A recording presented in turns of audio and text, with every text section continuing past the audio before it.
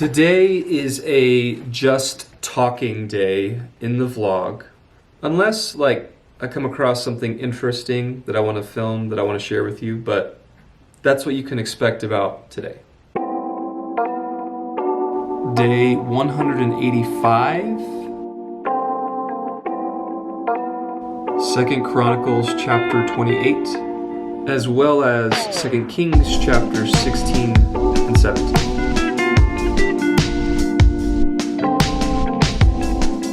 Today is going to require the whiteboard for a slight visual and demonstration of what exactly is happening in these passages. What we're reading today is a really key moment in the history of the people of Israel when the kingdom of Israel, not the kingdom of Judah, but the kingdom of Israel officially goes into Assyrian captivity, Assyrian exile, in which that really is the end of the kingdom of Israel.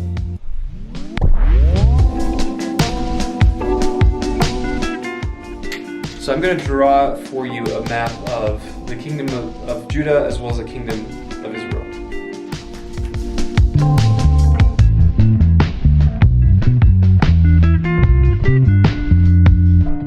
Okay, it's not pretty, but this is a sketch, a map of Israel, in particular during the time that we are currently reading in right now. So right over here we have the Mediterranean Sea, which would have been this whole area right here. Back this way, you would have head back to Egypt, Northern Africa.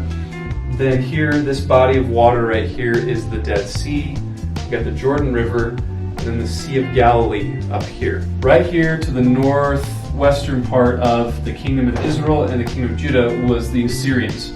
They obviously play a major role in our passage today because it's the Assyrians that take over the kingdom of Israel, bring them back to Assyria, and then what actually happens is the Assyrians, with all the other people that they've conquered, they resettle all the area of the kingdom of Israel, which would have included, this is the border of the kingdom of Israel right here. So it's a significantly larger chunk than the kingdom of Judah, and there are all kinds of different people groups that the Assyrians brought in to inhabit this land. Assyria does that when they bring all these new people groups. None of them obviously are worshiping Yahweh, so God actually brings lions to consume and eat a lot of people here, and tries to use that as a way. What are you saying, Siri? No, I'm not talking to you, Siri. And uses that hopefully as a way to kind of get those nations' attentions. And what happens is a lot of those peoples, a lot of those nations that have re-inhabited this land, or that have inhabited this land, they continue to worship their own gods, but then they also begin to fear and worship Yahweh. Then down here we have the kingdom of Judah, which has a significantly smaller portion of land, but the majority of the kings in the kingdom of Judah, they followed the Lord. But later on we'll read, I'm not sure when in the vlog, but the Babylonians, who are way over here, will come and bring the people of Judah captive due to their own sin and their own following other gods.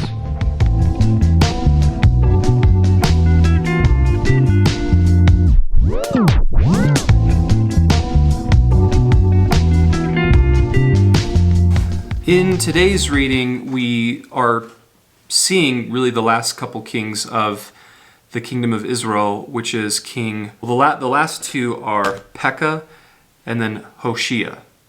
And that we see primarily in our 2 Kings chapter 16 and 17 account. And then in chapter 16 of 2 Kings ties with 2 Chronicles 28 in terms of what is happening during Ahaz's reign. Although we have information in chapter 16 of 2 Kings that we do not have in 2 Chronicles 28. Then chapter 17 of 2 Kings is where we find all that detailed information about the reasoning why God used the Assyrians to bring his people of Israel into exile, as well as the resettlement of the land of Israel with all those different nations and how God, dealt with them. In our passages today, like I said, 2 Chronicles chapter 28 is all about Ahaz's reign. He was a king of Judah. But there's really not a whole lot of difference between his reign and these last few kings of the kingdom of Israel, in the sense that there was this issue of idolatry. This idolatry was the main reason why God brought his people into exile via the Assyrians, was because they were going after these other gods. Like, the crazy thing was, Israel was worshiping gods of people whom they had conquered.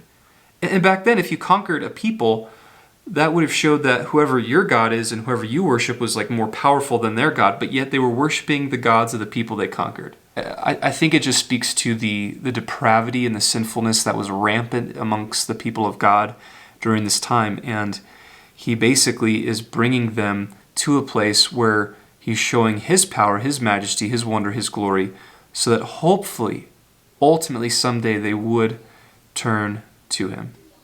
Even with Ahaz, he was going after gods and worshiping gods that Yahweh had already conquered. And it's easy to read a story like this and point the finger and see, wow, look at how jacked up they are.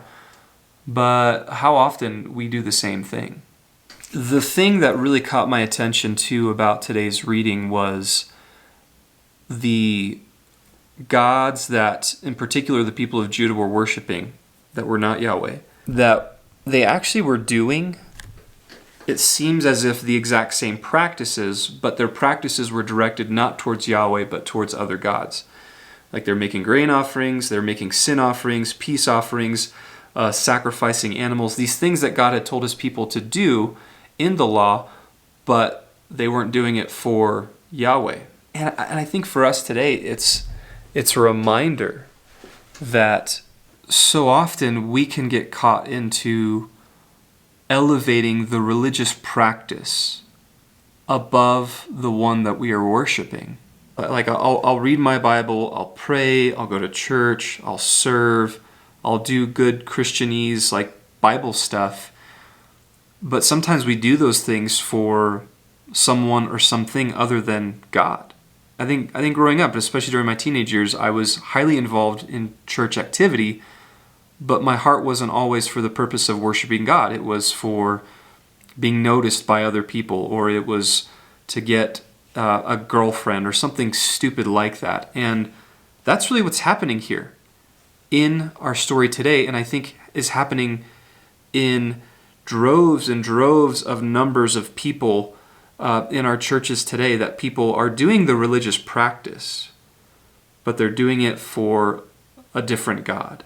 The thing with today's reading, I think it's really important for us to just evaluate in our own lives, not necessarily to evaluate our religious practices, maybe, but more of our worship. Like, who or what is it that we are directing all of that energy and effort towards? Anything other than God, we're no different than the people of Israel in our story. It's just something good for us to be reminded of today. The danger of idolatry. Yeah.